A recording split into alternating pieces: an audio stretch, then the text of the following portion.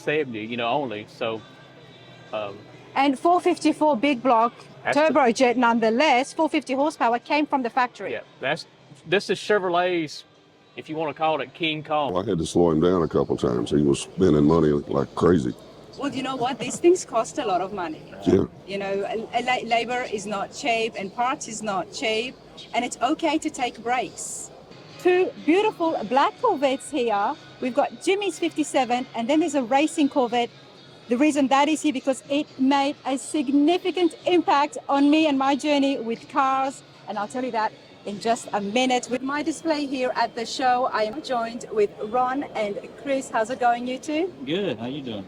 Good. Ron, thank you so much. You have brought the beautiful 70 Chevelle, the Super Sport, right here, and it's sitting behind us. I'm so glad you could be here with us. And of course, Chris from Booth Auto Design, everyone, you were behind the restoration. Yes. First of all, I want to know is how did the connection happen? How did you guys find each other? Not sure how you found me. He worked for a guy that was famous for building cars, buying cars, building cars, whatever.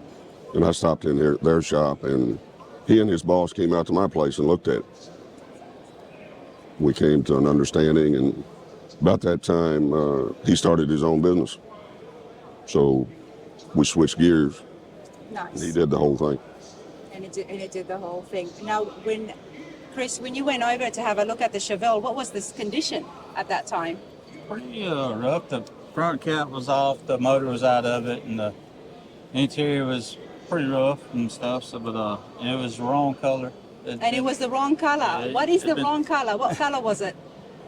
It was a Challenger color, Dodge Challenger color. Okay, what are we talking? The purple crazy or the? No, it was this burnt orange type thing. Oh, the burnt orange. Okay. I got in the mood one time. I wanted a new car and I couldn't afford it, so I painted it. So the wrong color was painted by yourself. Now we're getting somewhere. Ron, how long did you have the Chevelle for? Almost exactly 54 years. 54 years. Okay, so this is why this is special. Now, talk to me about the time when you first bought or you acquired the Chevelle. How did that happen? Now we're going back 54 years, so. Yeah. But I bet you remember it like yesterday. Yeah, I bought it at a little dealership in Springfield, Missouri. I was working in Oklahoma at the time.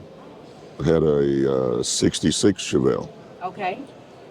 And I'd grown up street racing and always wanted a hot rod, so to speak. Stumbled onto that one, had to have it. You had to have it. Had to have it.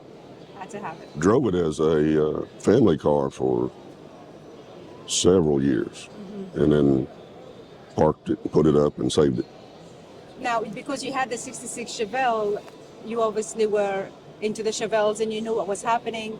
Yeah. And this being a 1970, that was a significant year as well. Yeah, that was the latest and best. The latest and the best. Hot rod. Yeah. 71, they dropped the horsepower, did all kinds of silly things, and wasn't nearly as hot. Before Chris got his hands on it, it had never been restored. No. You drove it all that time as a driver. I had started it, pulled the engine, and took it apart, took some fenders off, decided that I wouldn't live that long for me to do it. So that's where he came in. You know, it's helpful to have builders, and we love doing projects and doing restorations, and we hear it all the time. I'm working on something as well, but it gets to a point where if you end up spending 5+ years, then maybe it's time to get someone else involved. Yeah. So now that Chris has got it, how did the transformation start? Did you give him an idea of what you wanted, or? We wanted pure stock, back like showroom. And it is, everything on it is absolutely stock. Tell us, Chris, a little bit about how you were able to keep it and go back to it being stock in regards to the parts and the engines. And had you done 70 Chevelles before? That's the first 70 I've ever done. That's the first really full stock restoration I've ever done. Yeah. Everything else has always been LS swaps and stuff like that. So, but this car, is a lot of research I had to do personally on this car, hours upon hours of research. Right. You know, trying to figure out. All right, you're telling me that, Chris, but then I've got Ron over there laughing. Why? Because you knew the job he had ahead of He himself. spent a lot of time on it. Yeah. Yeah, so there's a lot of research that goes into putting one back to this condition.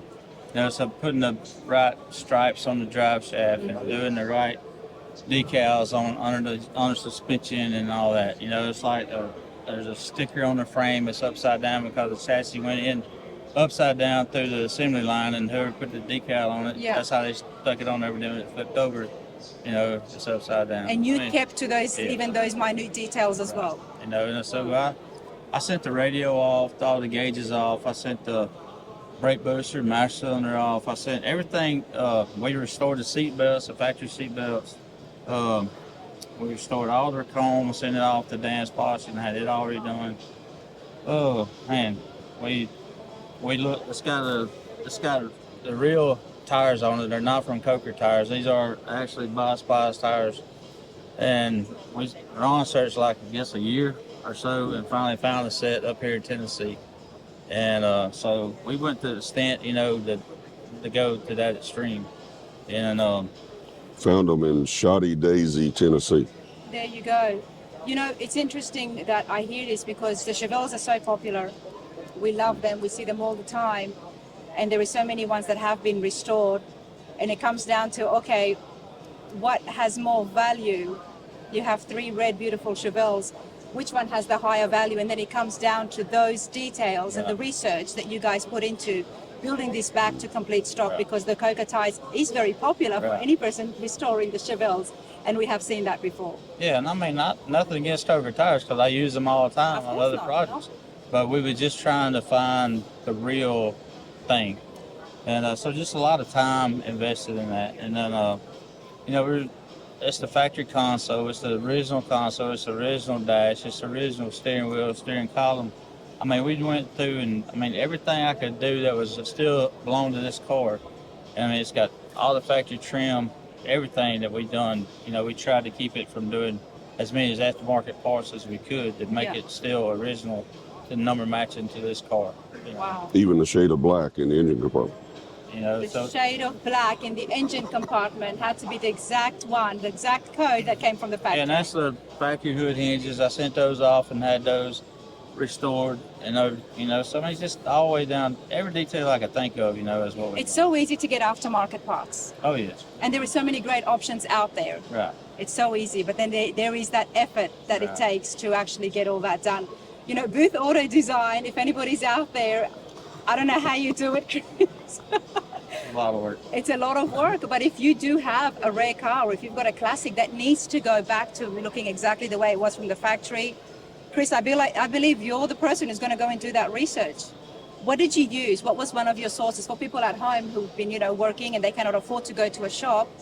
What is one direction that you can send them? Well, I went to just a lot of books that I would buy, and a lot of older guys that I knew as from back in the day that had these cars and stuff like that, and knew a lot about them. I would approach those guys, and then they could turn me on to somebody else. Yeah. You know, so just a lot of work doing that, but it takes a little extra time for sure, but it's worth it in the end, you know, at the How end long was the process. time? It's probably the whole deal was probably about 3 years. I mean, I guess, That's not too bad. you know, but it takes, there's a lot of research that's going in the process, Of course. and sometimes you're not building on the car because you're got other parts sent off, you know, getting redone and stuff like that. So you're kind of at the mercy of some of these other companies that's redoing the project, you know, helping you on the project by redoing other parts. So it might get you to a point that you got to stop for a little while or whatever, Yes. you know, but that's just part of the process. You know, Plus, I was a problem. you know. You were a problem. You know, Ron's been sitting there, and every now and then you have a little giggle to yourself. So tell us, how were you the problem? Oh, I had to slow him down a couple times. He was spending money like crazy. Well, you know what? These things cost a lot of money. Yeah. You know, labor is not cheap, and parts is not cheap, and it's okay to take breaks. It's okay. It's completely okay, you know. Yeah, I don't have a problem. I mean, because I know it's expensive, Yeah. and so I don't have a problem with a customer needs to back off for a little bit or whatever. I understand. I mean, it's just because it is expensive. Not everyone is like that, so I do appreciate, you know, hearing you say that, Chris. If the customer needs to take a break and it's life, you know, finances, there's ups and downs, they can take a break from the project from you. And Yeah, I mean, because it's just, I mean, I know it's expensive, and it's nothing, you know, and what we do is not really a necessity. I mean, they don't have to have these cars. I mean, so. But it can be an issue of, you know, having space inside the shop. Right, it can be, and I understand that, but I try to still work with my customers every way I can. Nice. You know, to make it happen. You know, this is just passion driven. I mean, so I still want to finish the project. And it's a hobby, which is one thing that always gets pushed to the back. So. Right. You know, so I mean, I understand that. You know, and that's why you got other jobs in the shop to fall back on, also. You know, too. So. And these things always take a long time. Right. You know, so I just try to work with my customers every way I can. You know, so because everybody's got their own issues. Yeah. I understand that. He's really famous with paint. With painting, You can tell by looking. Talk to me about, well, where do we find you in the shop? I'm guessing is it the paint booth? Is that where you specialize in? Or? Yeah, I got 4 guys that work for me, so we're kind of a small shop. But I mean, I do all the painting. I mean, my dad had his own collision shop, so I grew up in the collision industry. Yeah. You know, then I painted my first car when I was 12 years old. So. Oh wow. You know, so I've been around it a long time, and so I mean, I use PPG products. You know, from start to finish. Nice. From bare metal up, I start with those products. You know, and so I was a painter in a dealership for years and stuff like that. So, and that's just always been my forte is bodywork and paint. You know, so. How many coats do you have on here? I mean, you know, and I got 6 coats clear. You know, sanded out flat, buffed and polished and stuff. So I mean, it's just there's a lot of time in that. It's a lot of time. You know, but it's just I mean, but he's got a lot of paperwork with his car. I mean, you know, if you look in the paperwork, he's got gas mileage where he wrote down in a little notebook about gas mileage, and he's got back in the day. 54 years is a long time. I'm going to mention something here. Throughout my travels, every now and then I've come across a car, whether it's been at a dealership and, you know, they've said this is really well documented. The owner's got a list of everything, every service, every gas mileage. Today I get to meet one of those owners. Yeah. Yeah. So Rod, you are one of those persons that I think so many people who buy a classic car would appreciate so much that you documented a lot of the facts when you had the car. What were some of the things? Tell us, go on. Well, some of the stuff you documented. Yeah, it didn't start out good. When I bought the car, they told me it was transferable warranty. Okay. Turned to find out I was the third owner in 1971. Okay. It was built in December of '69. So I had a little discussion with them, and they sent me a letter and wanted to give me another car, but I knew what this was, so I kept it. But I was poor, so I kept up with oil changes and still poor after him. But I kept up with oil changes and all kinds of stuff. We moved to Tuscaloosa in 72. That was 13th move for my wife and I. We pulled U-Haul trailers with it. Lots of fun. I bet, but you know the passion was there right from the beginning. It would get a good 8 miles a gallon pulling a trailer, going uphill, downhill, whatever. Usually, you know, when especially early on, and Barbara was involved as well at the time, the first thing that goes is the car. You know, to make ends meet. But you held tight. Right. You held tight, and I'm glad you did. And as you know now, it's one of the hottest classic cars out there on the market. It's never lost its value. So you're happy with that, I'm guessing. I called him one day and said, "Hey, I fit to send your chrome off," and I said, "The rear bumper's been on it." And he's like, "Yeah, that's where Barbara backed into a pole." You know, and I mean, so it's just cool. In the parking lot at Kmart. Yeah, so In the parking lot of Kmart. Barbara is here, everybody. She's sitting back there. Barbara, give us a wave. Right there from the beginning as well. And you are very lucky because so many wives would have definitely said, sell that car, you know. Yeah. No. Well, you like the classic cars, Ron, obviously. Have you been to the Pigeon Forge, the Conte Centre here before? No, this is the first time. This is your first time. Well, thank you so much for being here. One of my guests. I'm truly honored that you were able to come and bring this. And as well as that, we get to see some of Booth Auto Design's work. I did meet Chris and Missy at, it was the Bamako cruising. And you were selling a truck and you said, yeah, you know, I've got a shop as well. And once I looked it up, I was like, okay, he's got a proper hot rod shop, you know, doing some nice builds. And there he is just selling a Jimmy. Right. But no, it's been super fun. And what is next? What is your plans, Ron, with the Chevelle? Do you plan? Wherever he wants to take it. We've done 3 shows so far and 4 awards. Nice. So we're doing good so far. I think you're doing very well. And then after that, you plan to drive it around? No. No? You drive it 54 years, it's done. It'll be a while if that happens. Fair enough. That's No rocks, no scratches. No scratches. You don't want no chip paint. Chris, what's the next big thing we're going to see from your shop? Oh, let's see, probably a 69 Bronco. Okay. It's in the works pretty deep, and then a 67 Mustang. So Coyote swaps and roaster shop chassis and stuff, you know, right now. So that's probably the next 2 good deals I have out. He had a Mustang in the World of Wheels that won an award too. Yeah, I had this car and 2 Mustangs I built, 69 and 70, and they all 3 won their class at the World of Wheels. And then, Nice. so this one, I got an outstanding award, restored award from the ISCA judges there too. So. And we know how strict those judges are and how much they look at all the points. And I'm not surprised. I mean, if you're telling me you put a sticker upside down because that's exactly what was happening at the factory line, then we can see the amount of detail that goes into your work. Yeah. Appreciate it. Absolutely. Well, I appreciate you guys. Thank you so much and for bringing this. Hope you all enjoyed that. Thank you. Thank you. And best of show Corvettes. Earl Flynn, 1937.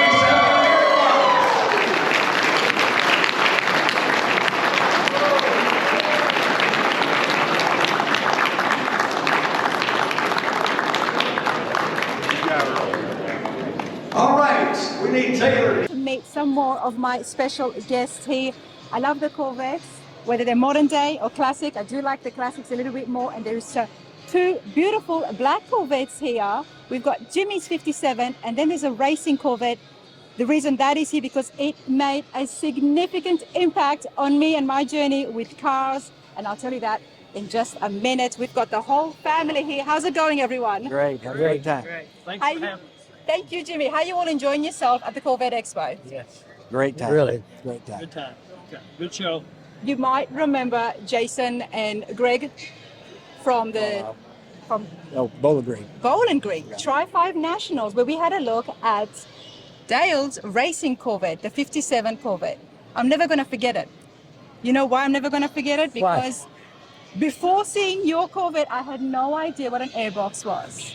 Now I know, and I'm not going to forget it, and I do forget things. I didn't know what it was when I bought it. You were not there. Dale, tell me a little bit about yourself. I'll be 82-year-old this year. You look good for 82. So I'm getting, I talk so much today, I'm about to lose my voice. Somebody wants to talk about the car. Tell me- Everybody else that doesn't know about an airbox like we didn't, so it's questions about it. Tell me your thoughts at home, everybody. The airbox in the Corvette, and this is such a rare one of only 47, if I'm not wrong. 43. 43, I'm sorry. One of only 43 General Motors made for racing purposes. Now, Dale, when did you acquire the Corvette? I bought it in 2018. 2018. Were you out there looking for a 57? No, I knew about this car for about 30 years. I tried to buy it about 30 years ago and God didn't want to sell it. And then in 2018, he decided to sell it. 30 years ago, you were looking for a 57 Corvette, but you had no idea about the airbox. No, I never heard of an airbox. Okay. So why were you looking for a 57 Corvette? I just like them. I'd done Jimmy's car, Yeah. and I wanted to get me one like his. So Jimmy was behind it. Kind of, sort of. He's one got everyone in this group involved in cars. That's what I heard, It's from Jimmy. that That man right Dale, there. you're the one who started all this. I guess so. Where does your passion with classic cars start from? Probably about 1960s, something like that. 1960s. And what was your first car? My first car was a 49 Chevy. 49 Yeah, Chevy. right. There you go. Nice. Right. And were you working on the cars all the time yourself? Yeah, I worked on cars about all my life, part-time, you know. You're the kind of person we love seeing in the classic car community, everyone, because you've been doing it for decades. And now you have continued on into the family as well. You've got your two sons here. Right. And you've passed on the passion as well. It was. You have passed on the passion of hot Yes, rods yes. and classic cars to the sons as well. And who else have you got here with you today? There's my nephew Jimmy Miller, my brother Jerry, and his wife. That's Jimmy's wife, Monica. This is my Greg's wife. This is my daughter, and this is my son, Jason, and Greg. I love it when ladies are here, and I have a lot of fun when I'm out at the car shows and I'm walking around and I find the groups, and I always ask the ladies, what do you enjoy the most at the car shows? Are you all just, you liking the cars, or are you here just supporting the guys? Supporting the guys. Yeah, supporting the guys. Did you hear that, everybody? They're just supporting the guys with the cars. I like the cars. We do like the cars. Denise, thank you. 69 Sting. 69 Stingray. All the way. All right, Gina, you tell me. What about yourself? What's your favorite? I like the cars. Okay. Probably Camaros. Camaros. Okay. There are some nice Now, Camaros here. Corvette, I would like 81. But yeah. 81. I'm waiting to hear when somebody was going to say a 57 Corvette. Poor Dale, when, 30 years he was looking for one. Let's continue on. What about yourself? I like the 57 Corvettes. Yeah. There you go. You're trying to get in the good books. Yes. What about you, man? Well, I'm going to go with the Bel Air because that's what we have. 55. 55 Bel Air. You cannot go wrong with it. I love the Tri-5s. Coming to the car shows as a family, it's another experience altogether, isn't it? It is. It is. How many shows do you guys travel to during the year? We went to Carlisle with the car Yeah. several years ago, and they was like a group of like 38 of us that made the 38. trip. Okay. To Carlisle. So we're a kind of a close-knit family, and we all enjoy the cars and go and support each other. So 38 people. Who decides where to eat? How do you come to a decision? Women do. That's why you have to have the women in here, right? Now, two beautiful Corvettes. Before I get back to Dale and his beautiful racing vet, Jimmy, you've got something pretty cool as well. Tell me about yours. The car I brought today is a 57 convertible. This is a 57 283. It has two 4-barrels that came factory. It's 245 horse. I have had this, took me 5 years to restore it. I got it done a couple of years ago. But check it out. This is Jimmy's Corvette before he got the restoration. Restored. Dale and Jason actually both helped me on the restoration of that car. And I have a 65 Corvette that we did an interview down here last year. In fact, I think that's when I was telling you about the prelude of this car going to be at Bowling Green. And then we connected in Bowling Green. So it was very good to get that finished. And we had an absolute blast. This show here is really growing here at the Corvette Expo. These guys are really doing a good job. And we've all been to the Tri-5 Nationals, and that's one of the best shows. They're family-oriented. I have the best fun at the Tri-5 Nationals. It is fun. I love all car It shows, is but fun. the Tri-5 crowd, they drive those 55, 56, and 57s. They're always joking and having a good time. They're always pulling my leg, and they know how to have a good time. Yeah, they do. They do. Now, Jimmy, you said that you built this with the help of Jason and Greg. Mm-hmm. So it never went to a professional shop? No, well, it don't get no more professional than that man right there in the Corvette industry. He's done this for so many years that back in the 80s, he and I showed together, and he's more like a brother to me than he is my uncle. But back in the 80s, we would go to shows together, and I had an 81 Corvette, and he had one also, and his car was Spectre Red, and he would always beat me every show that we went to. And I never got discouraged with that because I know what a good car he had. And it would have been one of those things that if you'd seen what that car looked like when he originally started on it, it was totally destroyed. And he brought it back and made it look better than new. And that's the way he's worked. And Greg and Jason have both followed in his footsteps. And let me just step over here for a minute. Do you guys have a shop? yes. Okay.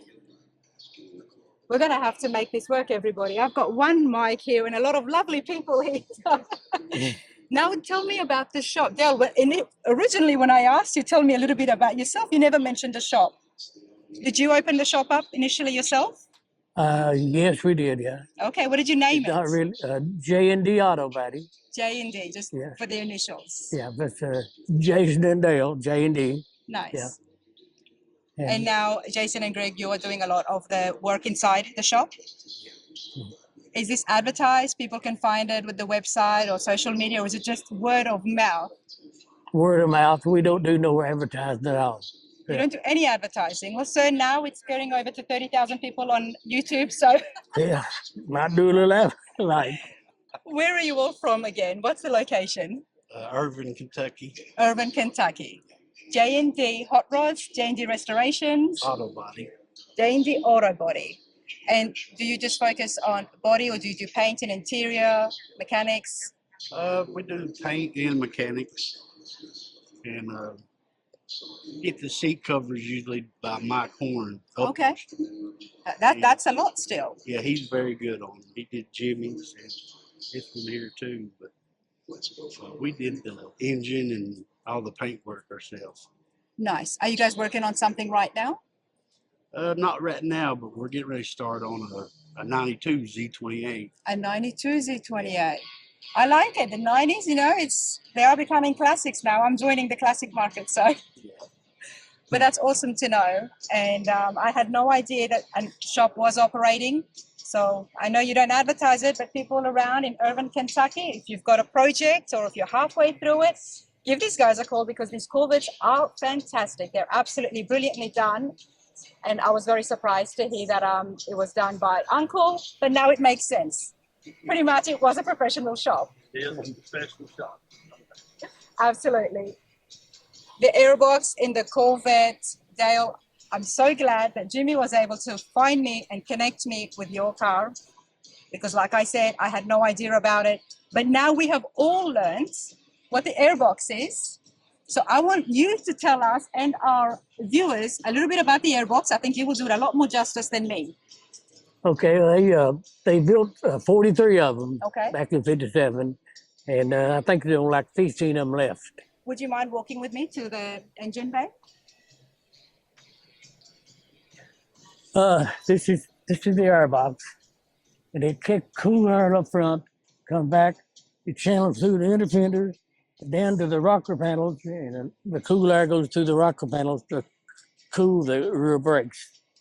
Up front, to keep the front brakes cool, it's got something called elephant ears.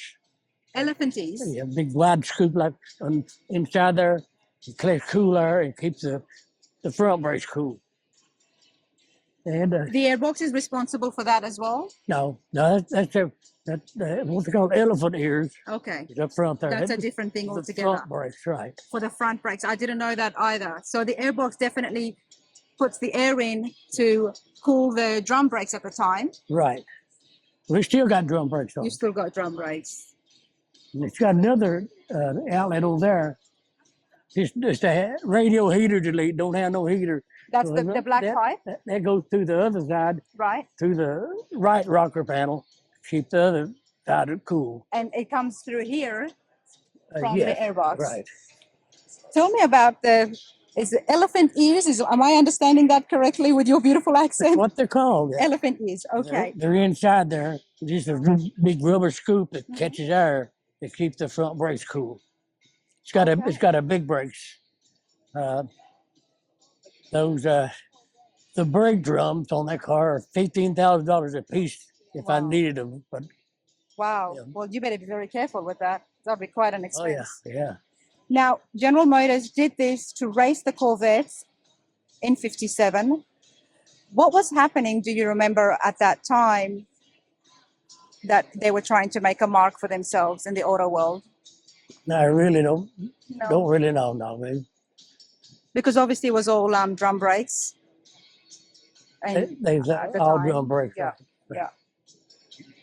It's interesting. But I love finding cars that give us information about the history, the automotive history, and Dale, your vet definitely does that. I appreciate. Thank you. So I hope you all appreciate that, and let's continue on. Thank you so much, Thank sir. you very much. Appreciate it. Thank you, everyone. Thank you. Thank you, Ranas. All right, best modified Chevy. 216, Fransisco Murillo, 69 Nova. All right, everybody, something very different in my mix is the 69 Nova. We've got Fransisco here from Metal Brothers Hot Rods, and of course the owner, Gerald, is here as well. Good to see you both. Good to see you. Thank you so much for being one of my guests here at Chevys and the Smokies and the Corvette Expo at the Conte Centre. The 69 Nova has made an impact on me. First of all, tell us, Gerald, how did you come across the original Nova? Was it an original that you handed over to Fransisco? Yes, it was. It was an original. Actually, it was in pieces. In pieces? Yes, the hood was on the top of the roof of the car. Didn't have a motor, no seats in it. And we bought it, in Ocean Springs, Mississippi. Were you out there looking for a 69 Nova, or did you just come across it?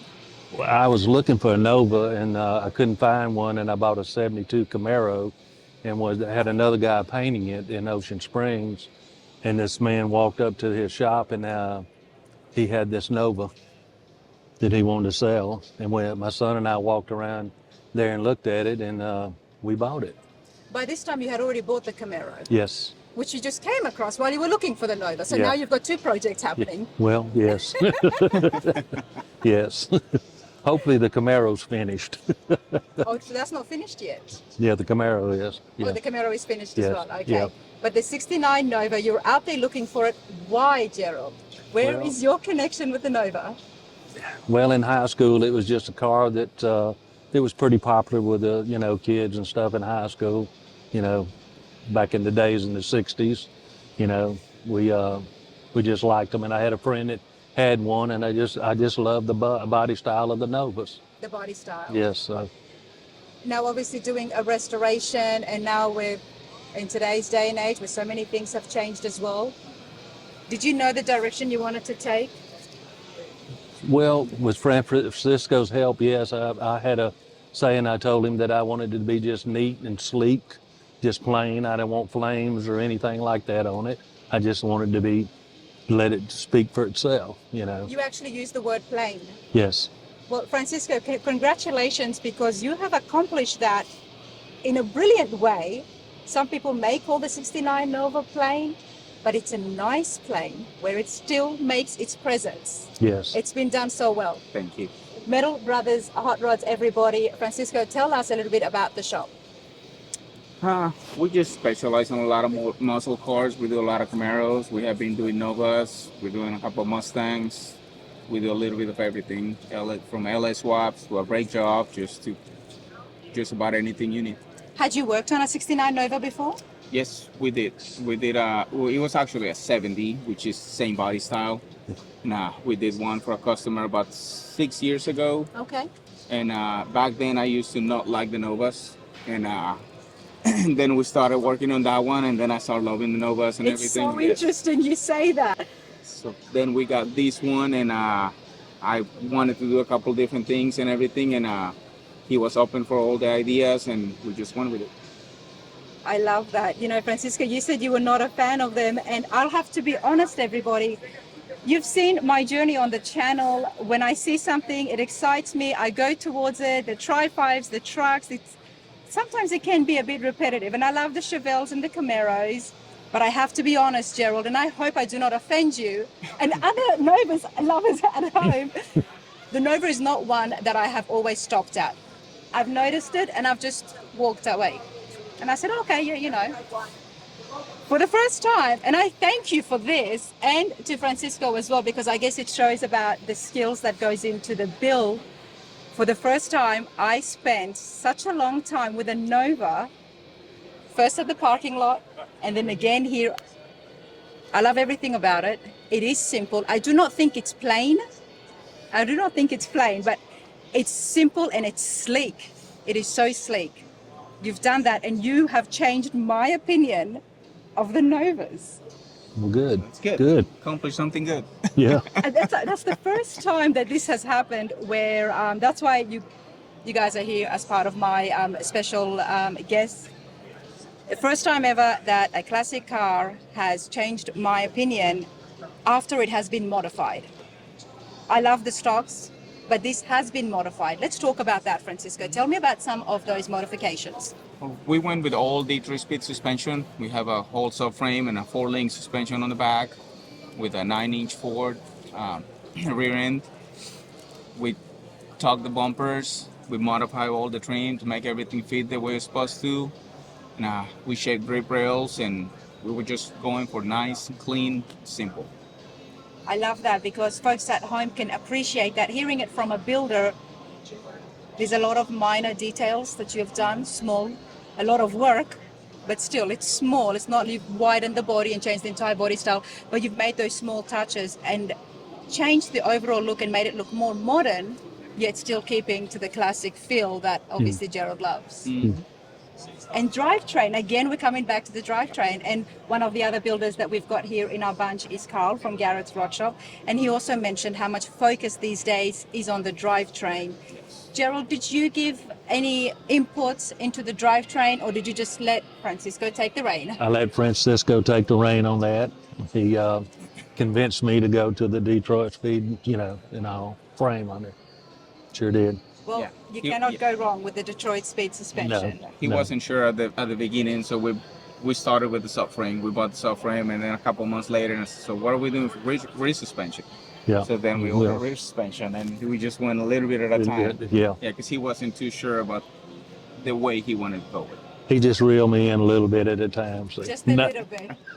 How long was the reeling? How long was the build? It was about 3 years. That's not too bad. It was on and off. Yeah. So it could be a lot quicker, but it was just a lot on and off and everything. We took about 8-month break at one point. Yeah. Okay. Yeah. Those things all play a factor as well. Now, Gerald, you love the 69 Novas. It takes you back to the time in high school when everybody was having fun. With their cars. Yes. What was the engine back in 69? Oh, it was, one guy had a 327 in it, but they had the, 350s in them, 350 engines in them. Were they modified back then? Some of them were, Okay. but not like they modify them today, No, it's a little bit more like what the junior stockers. Yeah. They would. And used to, you'd have a 283, and that was a very, very popular engine. Yeah. And back in those days, the 283s, and they would, hop them up a little bit, drag those, drag cars out of them. You ain't never heard of a 283, have you? Yeah. That was a big deal then. Yeah. But today, No. we are talking about engines that's just pushing that horsepower higher and higher. Yeah. This is a very modern, very recent 2024 released 69 Nova. What have you got under the hood, Fransisco? We have an LS2 with 400 horses and a 4L60 transmission. Which is perfect and just what you need, because at the end of the day, it is still a smaller car. Mm-hmm. Yeah, we were just going for a nice driver. We didn't want to go with anything crazy. We didn't want a lot of power. We were just going for a good driver. He can get in the car and drive all the way to California and back with no problems. And will you be doing that, Gerald? No, ma'am. Love the honesty. Not to California, but you will be driving it? Yes. You will be driving it. Yeah, if he doesn't, I will. That's right. He likes to drive it. So. I bet he does. Yes. I appreciate this so much, you two. Congratulations again, and Thank you. amazing build, Fransisco. Thank you. Thank you. Yeah, good. Right, everyone, my display here could not be complete without a 57 Bel Air. Of course, it's here, and what better way than to have the owner dressed up in style. This is Nuiv, everyone. Hello. Nuiv, you look amazing. Thank you. I absolutely love it. And when you told me that you're going to dress up for the part, I said, yes, please. Yes. I had to. This is beautiful, and I absolutely love your car, hon. You are so fitting. And as I told everybody, 57 is my favorite. So thank you to you and Ken for allowing me to be caretaker. Thank you for having us. For the 57 for the last 2 days. On the red carpet. on the red carpet. Okay, let me find out a little bit about your love of classic cars. You're here on Ranas' radar. Yes. Did you fall into it, or were you brought up into it? Fall into it, for sure. Well, I mean, I kind of grew up with it, watching my great aunt and her style of how it was back then. I love that era. So definitely it's a beauty. Yeah. And yeah, I love it. So kind of both. Kind of both. Are you around classic cars? Do you see restorations? Well, thanks to you, Rana, and my boyfriend and his group of friends, we are around all of this beauty. So currently, how many projects do you have on your land? This is the 6th, but this isn't much of a project. This is pretty much done. This is all done, yeah. So yeah, and then my caddy, no. But we have a good handful. A good handful. There's always a lot happening, everybody. But the 57 Bel Air is brilliant. What is the engine? 454. 454 Chevy. Big block. Can we have a look? Yes. There we go. Okay. Sweet. Wow. Big block. Now, that looks like a 350 engine. Well, that's because of the custom-made valve covers. Okay, so these right here have been custom-made to make it look like the 350. Right. Nice, but this is going to sound like a 454 also. Wow, so this has had the works. I mean, I can see we've got Wilwood brakes. There's vintage air in here as well. Inside looks immaculate. Now, this is not a new restoration. No, 20 years now. 20-year restoration. Wow, that looks beautiful. That. 4-speed manual. Now, what are the plans for this? I know it's here at the show, but do you take it out on date nights or? Not yet, but we will. I look forward to that, but we have not yet. This is our first show, and I look forward to taking it out on the road. Did you guys do the restoration yourself? Nope, it was just as is. Okay. It was a gift. It was a gift. Some people are just born lucky, right? Who wouldn't want to be gifted a 57 Bel Air? I know. Wow, this is brilliant, and I love the way you are dressed, Han. Nui, what's your favorite part of the Bel Air? Really the red. I do love red and the gold, and because it reminds me of a caddy. A Cadillac? Yes. Okay. But it's a Bel Air, so. I'm guessing that's your favorite type. Yes. The Cadillac. Impalas, yes, Cadillacs. But I'm falling in love with the Bel Airs, that's for sure. Wow, this is beautifully done, honestly. Thank you. Even though it's a 20-year restoration, everything has held up so well, and it's been restored back. And I'm so happy that it's here as part of Rana's radar. Thanks. For Chevys and the Smokies. Thanks a lot, Nui. Thank you, Rana. Love it. All right.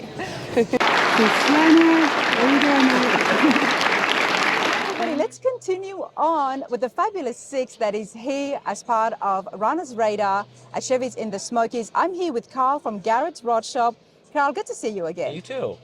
Thank you for being part of my cars. Of course, when I saw the Slammer in SEMA, I had to have you here. Yeah, I appreciate that. It was we like coming down to this area. There's good vibes in these shows. This we've never been to this show. We've done the rod runs and some other things in the past, but it's always fun to be back down here. We know a lot of people, so it's good times. 72 Camaro. Now, we love the Camaros, whether you've got it stock, and a lot of people do have it stock, but these days we're seeing so much more modified custom work, which is what you've done here. Yeah, you know, we try to maintain, or I think we've done a good job of maintaining the original look to it. People know, like, oh, that's a 72 or 70. You know, we didn't go crazy widening anything, the body, do flares, but we took the original styling and just, you know, it's one of the things we say is make them look like if the factory came out with that car today, with the upgraded engine, suspension, drivetrain, all that. One of the things that I love the most about it, honestly, Carl, is the fact that the body has not been widened. Right. You have kept to the stock, but you've added from the paint to the Cerakoted wheels and the grills. You've done things to make it really pop and have us see that, you know what, this is 2025 or 2024 when it was built. Yeah. This is a modern day build. It is, yeah. I mean, just driving, it hasn't had much road time because of being so new out there, but yesterday I was able to just drive around outside and it performs nice. I think the customer's going to really enjoy his time in the vehicle and Garrets Rod Shop, everybody. You guys do some brilliant builds. I cannot forget the Tennessee Stomper, Yeah. which is the same owner, I believe. No, Oh, it's a different guy. owner. Yeah. Okay. So, but You guys do some amazing builds. Thanks. Tell me a little bit about Garrets Rod Shop. So Garrett Kitchen's the founder. He started it, and it started it officially in '99. He's always been building hot rods as a kid. He worked as a mechanic, a diesel mechanic back in his early career, and but then he built probably in the early '90s. We started a 1948 Anglia that he did. And just a neat car. It took 8 years at home. You know, And he did it all by himself. Yeah, we were in the shop at nights, you know, on Nice. weekends building it, and because he was still working full time, you know. So we finished that car and got it out. Just, you know, didn't even realize what we had built, Yeah. you know. But it was really nice, and that kind of just kicked it off where we had our first customer locally saw it and was like, we want to finish our car with you. And so it was a '57 Chevy that was our first car. It's called Air Rage. I We were love in it that these cars always get yeah, named. it was Bel Air, and I don't know. It was the Rage kind of thing. Nice. But it was in the first Street Machine of the Year at Columbus. Like that was the very first year they And did this was any of not a that. shop at the time. That was like our first customer. It was Wow. more like, okay, we'll work on your car. It transitioned from, you know, Garrett and I, that was just it. Really, it was just Garrett mostly. So many great builders have Yeah. started off like that, where they have done a build themselves at home in those garages, and it's gotten recognition across the industry. Right. And a shop has developed, and I love that because that is so much inspiration Yeah. for folks at home working inside those. It is. You know, projects.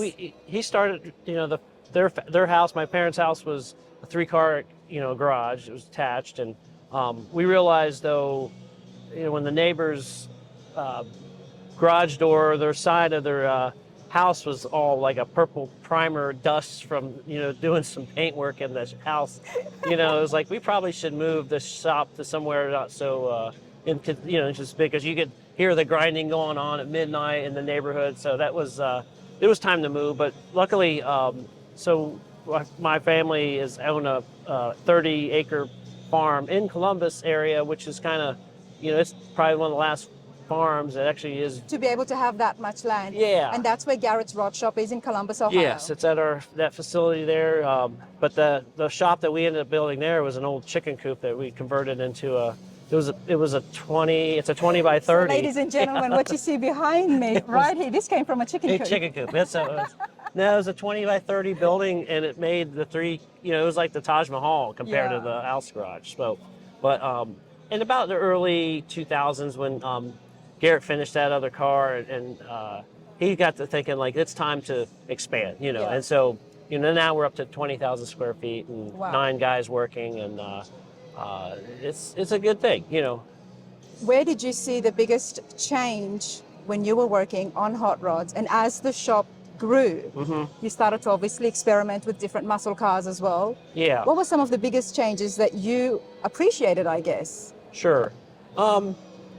You know, it's amazing how, and a lot of us, I'd call us old timers, but have been around for a while in the industry, can say it's the level of build quality has gone up tremendously, and the fact that it's not just show car now, it's, you know, something that looks great but performs well. You know, 500 horsepower is average. It's average you know, now. Yep. If you don't have more than that, you know, it's like, okay, this is Oh, okay. You know, the 3 guys over there, they're starting at 1,000. So So that's changed a bunch.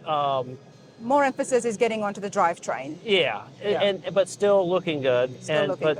I think what it is that people want, they want it to feel like the car that they own, that they drive every day, that they can get in it. It starts nice. It's got good drivability. It's comfortable. It handles well. So tell us about the Gen 2 Camaro behind us, about the drivetrain here. So LT4 with a Bowler 4L80 transmission.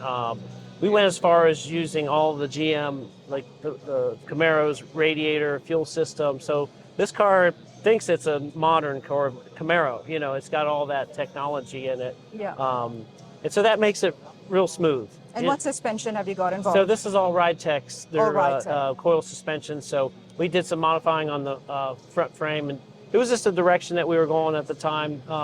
You know, you always kind of look back and what would we do different on this? Yeah. So we prefer doing full chassis on cars because it just makes it easier for a lot of the other components like steering and exhaust. I think those are the two things that you get the biggest advantage of having a chassis for a car. You give that clearance and all that kind of things. Clearance.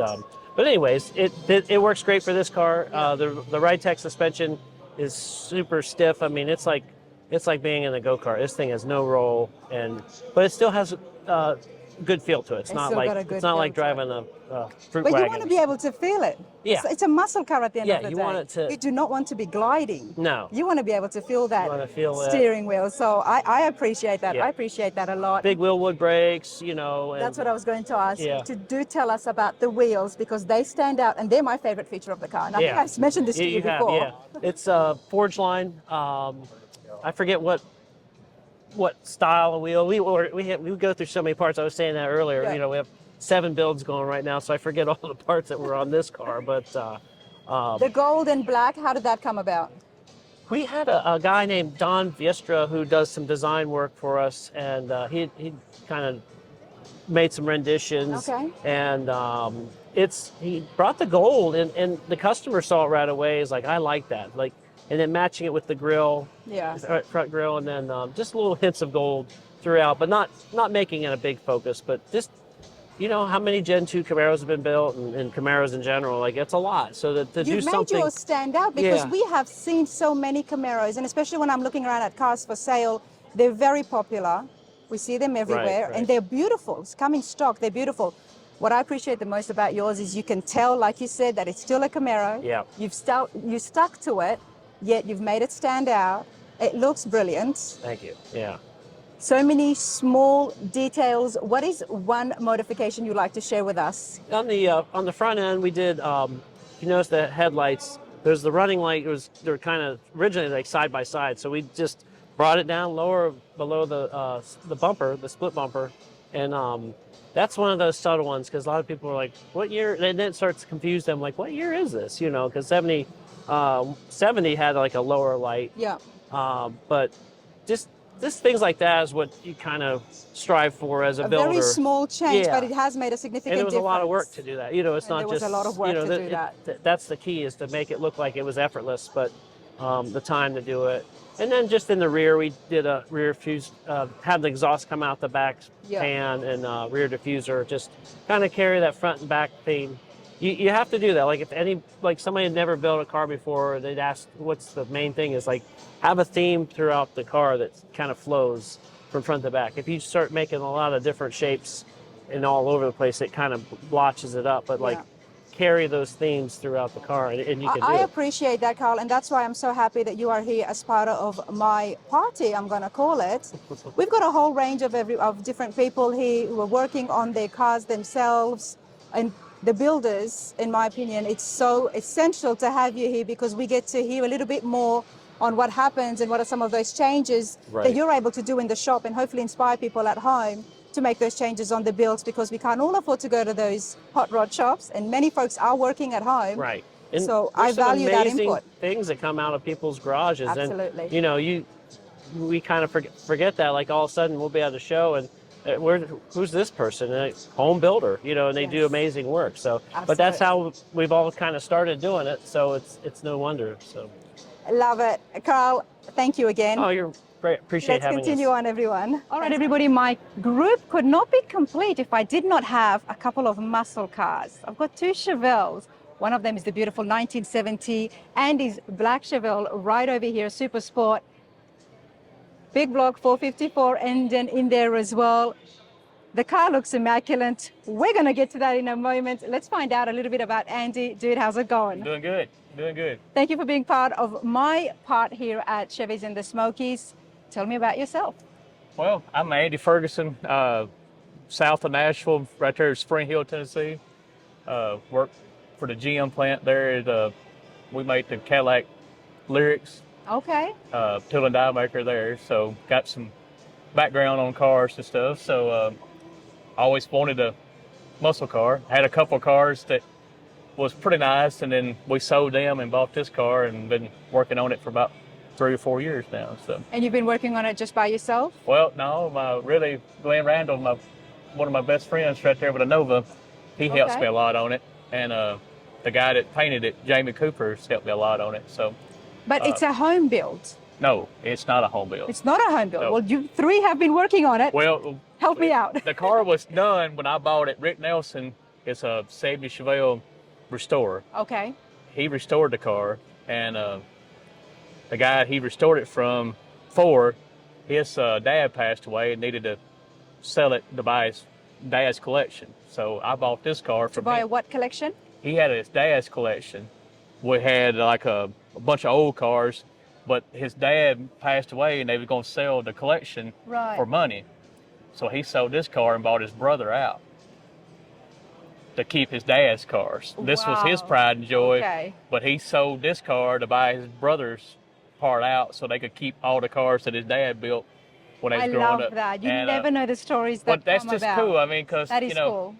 He said if, once they get gone, you'll never see them again. You'll never get back in touch with. So That's he a sold very this car. wise statement. He sold this car, and I was fortunate enough to buy it. And then, when you're restoring them, you're trying to get them finished at a certain time where you can't find all these 70 parts to put back on these cars that are legit. So you find parts. You still to make it work. Andy, tell me, have we done a restoration all back to stock? Yes, it's all all back. This car is back about as good as you're gonna probably get one. It's this car at the Muscle Car National scored 993 out of 1,000. Wow. They and this little nitpicky stuff, That's the stuff I want to find out, because we have seen so many Chevelles on the channel, everybody. Beautiful Chevelles restored, and most of them do look like, hey, you know what? It's been a back to stock restoration. But here we've got the point system. This car was the point system is always very revealing. This car was at the Muscle Car Nationals, and like I said, 993. They got it for the fan, with the wrong date on the fan, so we had to find a fan blade that was the right fan for it. This is a 1-year fan only for this car, so you're looking for a needle in a haystack for this, But you were able to find a 70. Chris White, another guy that builds these cars, a good friend of mine, that's helped me a lot finding parts that are just rare. People stash these stuff because, like I said, a lot of this stuff is 1-year only stuff, for this car. So very this car's rare got indeed. a lot of unique parts on it. It's got the original small hoses, tubes. All that stuff is one-off for the 70, only. So. And 454 big block turbojet, nonetheless, 450 horsepower came from the factory. Yeah, this is Chevrolet's, if you want to call it King Kong of the muscle cars. This is 450 horse. That was huge. That was their big. That was their big. This motor in this car is more horsepower than the Corvettes in 70. So I appreciate this so much, because I have seen so many Camaros and Chevelles, and one thing that I have noticed is that the 70 Chevelle is big fan, hardcore fan following, and I'm still learning things, and I always wondered why, because the body styles are quite similar. Yeah. But this is a 70 only, and that's where the difference is. This is a 1-year only engine. After that, the horsepower, the regulations, gas got shortage and stuff, so they did away with this. They went to a lower horse motor, and this was, it peaked and then it went right back, the other way, real quick. And the 71 and 72, they cut the horsepower way down on them.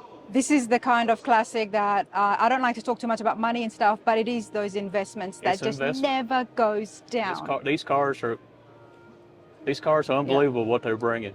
Absolutely. And of course, it's brilliant. It's beautiful. It's black. But let's take a moment to have a chat about the display. The first thing that caught my attention when I came up here. This is a show track round line, they call it.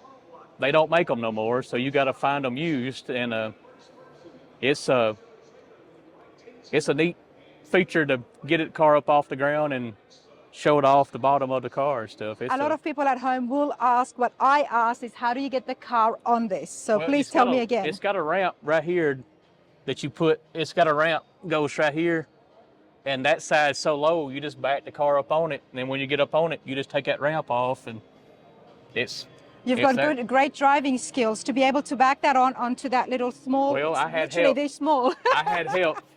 My wife helped one side, and then I had people that was here at the show help me get it up on there. So. Well, I'm glad you did because it does make it look stand out. It looks brilliant. But you see the bottom of you see the inspection marks and stuff when it come down the assembly line, where they inspected the put the marks on it. That they did put all the clips and all the nuts and stuff on the suspension and. Wow. I've done we've looked at a Corvette where it had the Gold Bloomington Award, and they're very particular. Yeah. The NCRS, I believe it is, on looking at it. But this is exactly the same. So many factors go into getting that high point. Well, you see the little inspection mark, little dots on the brake booster. It's just different things they did to it when they come down the line. If you look right here, it's got an inspection mark on the fan clutch. It just shows you that they are going to see everything and they are going to check it. And once they check it, they put the little marks on it. This is so fascinating. What was happening suspension-wise in 70? Well, this has got the F41 package. This has got the front rear sway bars, kind of stabilized the car, Would that have also been just for the 70 because of the fact it had to accommodate the big block? big motor and stuff. Yeah. So this car's if you look, this car's a bench seat car, which is the cheaper version. They did make split bench. Okay. They did make it with a bucket seats. They did make a bucket seat console, but this car is a pretty low option car. It's just got the tack and gauges. It's got the cow hood, and then it's got the 4-speed. Everybody wanted the M22 4-speed, so this car's. There's a lot that has happened going on here, with it, but honestly. Pretty neat. 42.41 was the original sticker price. So. The sticker price at just over $4,000. It may seem very less right now, but at the time that was a huge. lot of money for a car. Huge money. It was a lot of money because it just shows how much thought went into from General Motors into bringing a muscle car that was going to make an impact, and it really has. With the 450 horse motor, it's a $263 option. Wow, could you imagine getting a motor today for $263? That's but it's we'll all be packing it in the garages, right? But this car's got GM sheet metal on it. A lot of them are rusted out. They put different stuff on it, but this is the build sheet for the car where it come down the assembly line. Wow. This is where it shows all the options for the car. Wow. Mate, and a lot of people at home are envying you. You understand that? Yes. We looked like several years and lucky enough to meet the guys at the Muscle Car Nationals, and Rick Nelson, I called him and he said, Andy, I've got one. You better come get it. He said it won't last long. But I like the fact that you connected with the previous owners as well. Yeah, it's a low owner car. This car was drag raced back in the 70s with a different engine, a 427 engine in it. Somebody had swapped it? That's the reason this motor is still the original motor, because most of them blow them up. Because they didn't want to ruin it. Well, they were very smart, weren't they? Well, he had a real good motor, and they pulled it and put that motor in it. This car's got 30-something thousand miles on it, but that's pretty impressive. It's still got the original engine, because most of them are CE blocks, warranty blocks, or something. But it was meant to come to you. Yes, it was meant to happen. That way, that engine stayed the way it did.